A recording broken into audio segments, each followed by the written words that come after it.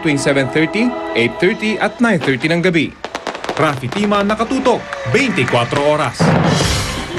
Kapituko raw sa pwesto si Pangulong Arroyo, yan po ay ayon sa Liberal Party. Pinunan rin ng LP ang hindi raw pag-aksyon ng COMELEC sa mga reklamo ng partido.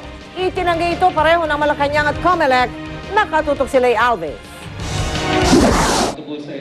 Kumbaga sa basketball, ang eleksyon nasa fourth quarter na raw kaya ginagawa ng kandidato ang lahat para manalo sa laban. Ganyan ang pagtingin ng Liberal Party sa anilay mga ginagawa ng Administrasyong Arroyo. Mukha raw nais pang manatili ng Pangulo sa pwesto pagkatapos ng Hunyo. Nung panahon nung ina ng ating presidential candidate ay may tawag na lutong makoy. Ngayon naman ay meron tayong lutong Gloria. Talagang kapituko at mukhang ayaw talaga bumaba sa pwesto. Nagsususpecha ang LP sa ilang ginawa at hindi ginagawa ng COMELEC. Una, hindi raw agarang inaksyonan ng COMELEC ang hiling ng partido na suriin ang source code ng PCOS machines. Pumayag man daw ang COMELEC ngayon, wala ng oras. Bakit din daw dinisable ng COMELEC ang mga ultraviolet scanner sa mga PCOS machine na tutukoy sana kung peke ang balota? At hanggang ngayon, wala pa rin daw inilalabas na patakaran ng COMELEC sa random manual count. Wala rin daw backup plan sakaling hindi gumana ang mga PCOS machine. Sagot ng COMELEC. The political parties were already advised of this some time back. We explained to them why it was done, the reason behind it, so we kept them informed. Ang source codes ng mga PCOS machine ayon kay COMELEC spokesman James Jimenez, hindi pa pwedeng suriin noon dahil hindi pa certified. Ang mga UV scanner dinisable daw dahil sa mga technical na dahilan. May handheld UV scanner naman daw na susuri sa mga balota. At hindi pa naman daw huli para sa mga ilalabas nilang guidelines tungkol sa random manual audit. Sabi ng LP, hindi lang daw ang mga ito ang dahilan ng pagsususpecha ng partido. Nariyan pa raw ang pagtakbo ng Pangulo bilang Congresswoman ng Pampanga. Ang pagtatalaga ng Pangulo sa malapit sa kanyang si General Delfin Bangit bilang AFP Chief, ang mga ginagawang appointment ng Pangulo sa kabila ng election ban, ang pagpayag ng Korte Suprema na i-appoint ng Pangulo ang susunod na Chief Justice, at pahayag ng palasyo tungkol sa military junta. We have seen that this administration is capable of shameful acts. The midnight appointment of the CJ, Mikey Arroyo in the party list, walang hiyaan na ang nangyayari. Balik ng Malacanang, imahinasyon lang ito ng Partido Liberal.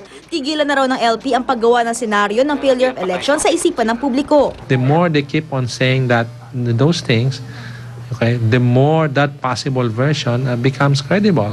So for their own good, no, to prove that they are not in fact endorsing adventurism, or to prove that they are not in fact saying that the only outcome of the elections is whatever they want it to be, they should refrain.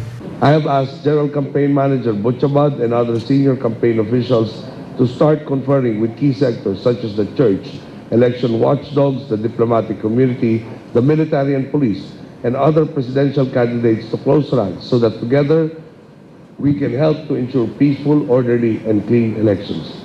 Nauna nang sinabi ng COMELEC na kumpiyansa sila sa automated election system. Mahirap daw itong dayain. Lay Alves, nakatutok, 24 oras.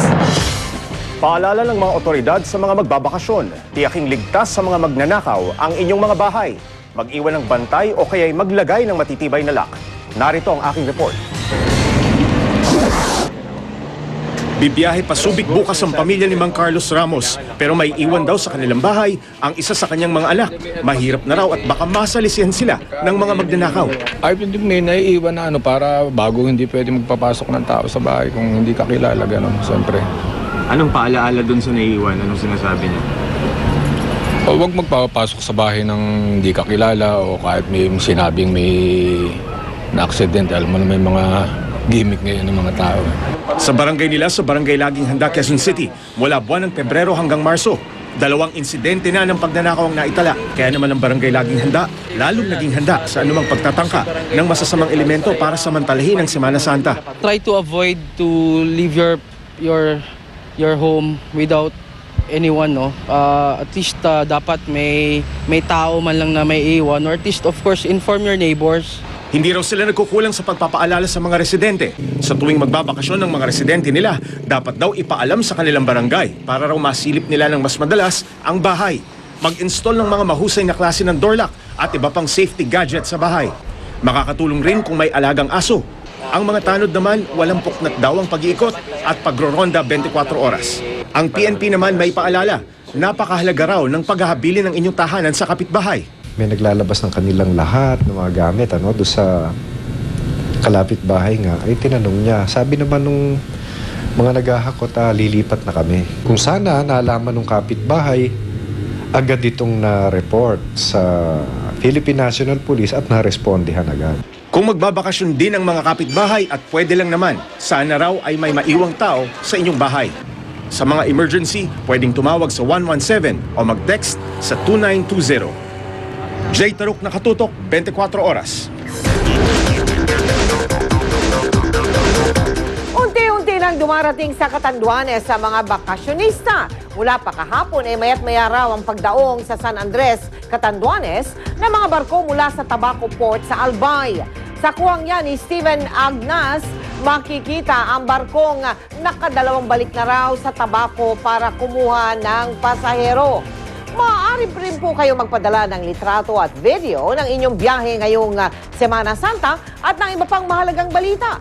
Mag-log on lang sa www.uscoop.tv. Para naman magpadala ng text o MMS, i-text ang scoop space, message space, ang inyong pangalan at address at ipadala sa 4627.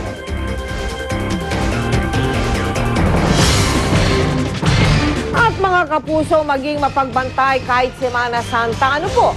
Ipadala sa Uscoop ang litrato o video ng mga kandidatong mangangampanya sa Huwebes Santo at Biyernes Santo.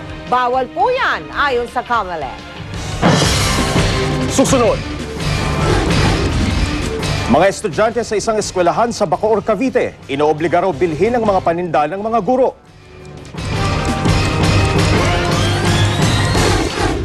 Mga poster ng mga politiko, bawal sa Boracay. Ricky Martin, umaming bading. At second runner-up ng Binibining Pilipinas. Ano kaya ang reaksyon na siya na ang lalaban sa Miss Universe? Tutok na dito